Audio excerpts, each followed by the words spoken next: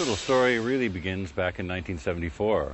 When I first joined Rush, I bought a 22-inch ride cymbal that happened to be made in a little factory in Meductic, New Brunswick. And I used that same ride cymbal for the next 29 years. In more recent times, I started to hear other drummers, friends of mine, playing Sabians, and I got a little curious and decided to give them a try.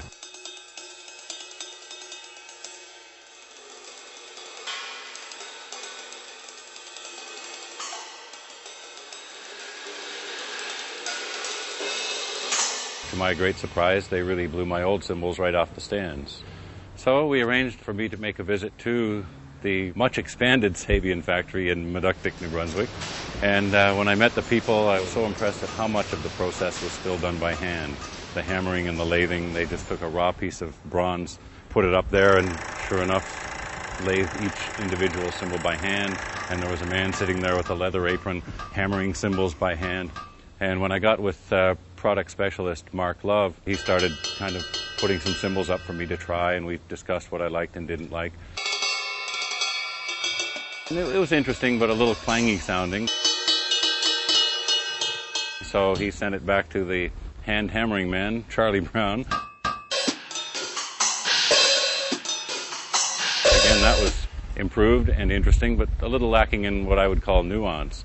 So he combined that with lathing and the hand hammering, and amazingly enough, yeah, there was the sound that I was looking for. Mark had one more inspiration up his sleeve, which was to combine what's called the pinpoint lathing, a much finer grained lathing on the top of the cymbals, and the Turkish traditional really style of grooves on the bottom. And the combination of the two was something fresh that hadn't been tried before and had a remarkable effect.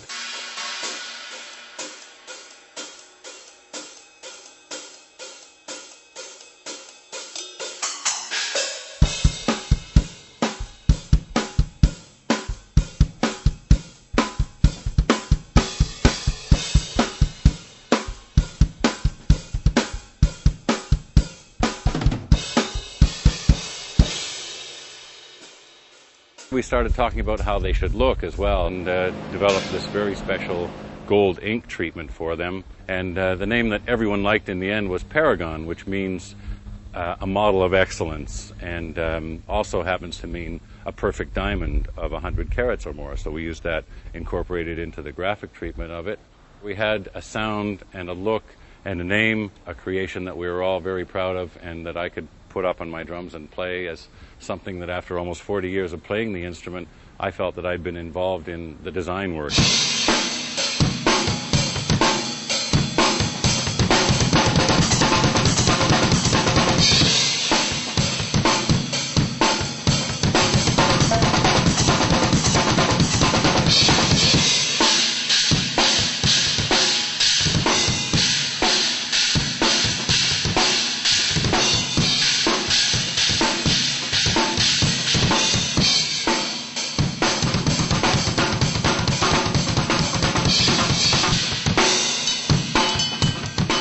Ride cymbals, crash cymbals, hi-hats, chinas, the full range that represents everything that we hoped it would be, an excellence and a satisfying musical instrument to play.